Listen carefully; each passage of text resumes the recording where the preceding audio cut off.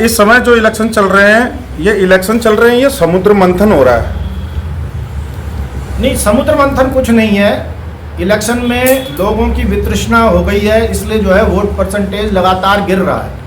अगर लोगों को ये महसूस होता कि हाँ, हमारे वोट डालने से इस देश में विकास हो सकता है, इस देश में अच्छे लोग आगे बढ़ सकते हैं, तो वो वोट डालने जरूर जाते हैं। मगर जिस तरीके से लोगों का अविश्वास सरकारों के प्रति बढ़ रहा है, ये नहीं है कि कांग्रेस के ही खिलाफ था या उन दलों के खिलाफ था। भारतीय जनता पार्टी ने भी 10 साल का शासन कर लिया है। जो ये कह रहे थे कि अगले बार हमें वोट मत देना, हमारे 5 साल का शासनकाल देख लो, वो 10 साल शासन कर चुके हैं और उपलब्धियों के नाम पे उनके पास कुछ नहीं है सिवा महंगाई बेरोजगारी के।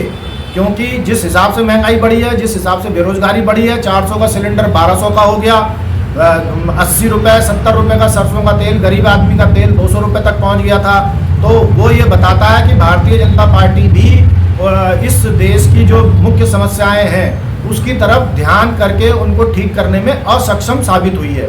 अब कोई आदमी ये बोलने को तैयार नहीं है कि हाँ भाई, हमसे ये गलती हो गई, हम इसे सुधारेंगे। बजाय इसके वो उन क्षेत्रों पे वो दे रहे हैं जहाँ से उन्हें चाहे आग लगा के एक दूसरे के प्रति घृणा के भाव में वोट मिल सके। सिर्फ इस पे लड़ाई रह गई है। इसमें विपक्ष भी कम नहीं है, भारतीय जनता पार्टी भी कम नहीं है। दोनों तरफ से समांतर रूप से जहाँ भी फायदा दिखता है उस तरीके की बातें की जा रही हैं, जो कि इस देश के संविधान के लिए घातक है भविष्य के लिए। क्योंकि नेता तो जीत जाएंगे, हमारे जो जनता है उसमें आपस में जो है वैमनस्य बढ़ जाता है। माननीय सुषमा स्वराज की लड़की भी इस समय लड़ रही हैं बांसुरी, और इस तरीके से बहुत जो नेता हैं जिनके लड़के चुनाव लड़ रहे हैं। और हमारा ये मानना है कि अगर किसी आदमी को राज्यसभा भेजा जाए तब तो एक बार को आप परिवारवाद का आरोप लगा सकते हैं, मगर अगर जनता के बीच अगर किसी परिवार के आदमी को आप भेज रहे हैं तो उसमें परिवारवाद के आरोप नहीं लगने चाहिए। क्योंकि अल्टीमेटली जनता को ये फैसला करना होता है कि हमारा नेतृत्व कौन करेगा। और इसमें भारतीय संविधान ने हर व्यक्ति को बराबर का हक दिया है। अब कोई नेता का लड़का हो गया तो क्या उसका हक छीन लेंगे? क्या आप नहीं छीन सकते। नेता का लड़का है तो निश्चित ही जो दुश्वारियां नेता के परिवार सहते हैं वो उन्होंने सही होगी विपक्ष में, और जो फायदे उनको मिलने चाहिए वो उन्हें मिलते हैं। तो हर व्यक्ति के चुनाव लड़ने पे कुछ एडवांटेज होते हैं, कुछ डिसएडवांटेज होते हैं, पर चूंकि वो चुनाव लड़ा जाता है और जनता ने ये डिसाइड करना होता है। जनता ने इंदिरा गांधी हरा दी, जनता ने आपने देखा पिछली बार अमेठी से ये परिवारवाद के राहुल गांधी को हरा दिया। तो 5 साल के लिए चुना जाता, 5 साल के लिए हरा दिया।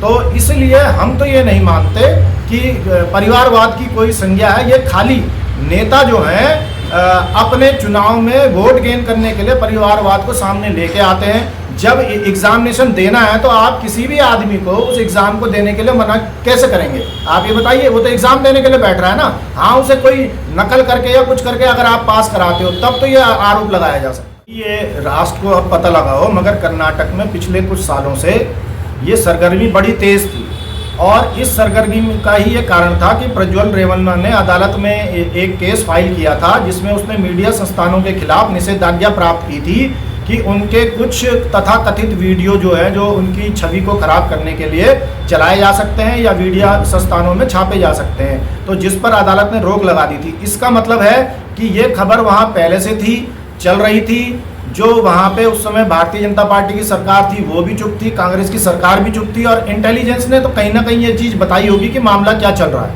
तो क्योंकि ये मामला अदालत में भी गया था। दूसरी बात यह है कि खुद देवराजे गौड़ा ने इसमें केंद्रीय नेतृत्व को पत्र लिखा था, उनको वो भेजी थी, पेन ड्राइव भी भेजी थी। उसके बावजूद भारतीय जनता पार्टी ने ये कोशिश की थी कि प्रज्वल रेवन्ना को चुनाव ना लड़ाया जाए, मगर क्योंकि हमारे देश में हम यही कह रहे हैं कि अंधभक्त और चमचों की इतनी बहुतायत है कि आपको चुनाव लड़ने के लिए कई बार जो है जीतने के लिए अगर आप लड़ रहे हैं तो इस तरीके के समझौते, चाहे वो भारतीय जनता पार्टी हो चाहे वो कांग्रेस हो, उनको करनी पड़ रही है, क्योंकि उनका एक वोट बैंक है। तो देवे गौड़ा का पार्टी का जो वोट बैंक जो है, उसकी वजह से भारतीय जनता पार्टी संशय में थी कि इस मामले का क्या किया जाए, और उसने देवे गौड़ा के साथ हाथ इसलिए भी जोड़ दिए, हाथ इसलिए खड़े हुए क्योंकि जो कांग्रेस के वहाँ मुख्यमंत्री हैं कृष्णा रमैया, वो भी देवा गौड़ा के चेले हैं, गुरु उनके देवा गौड़ा ही रहे, वो तो बाद में आए कांग्रेस में। तो कहीं ना कहीं ये मामला जो कर्नाटक में पहले से चल रहा था और उठ नहीं पाया, 200 कुछ औरतों के साथ इस तरीके से हुआ,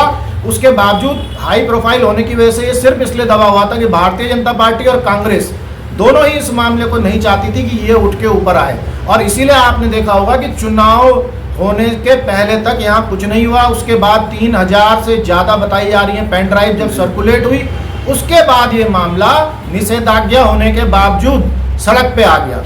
तो ये जो है केवल भारतीय जनता पार्टी को इसके लिए दोष देना नहीं चाहिए, ये हमारी राजनीति का दोष है। ये हमारी राजनीति में जो हम जनता है, जनता जब तक किसी एक व्यू पॉइंट के अनुसार वोट देती रहेगी, वो हम ठाकुरों के नाम पे, हम ब्राह्मणों के नाम पे, हम लिंगायत होने के नाम पे, हम मुसलमान होने के नाम पे वोट देंगे।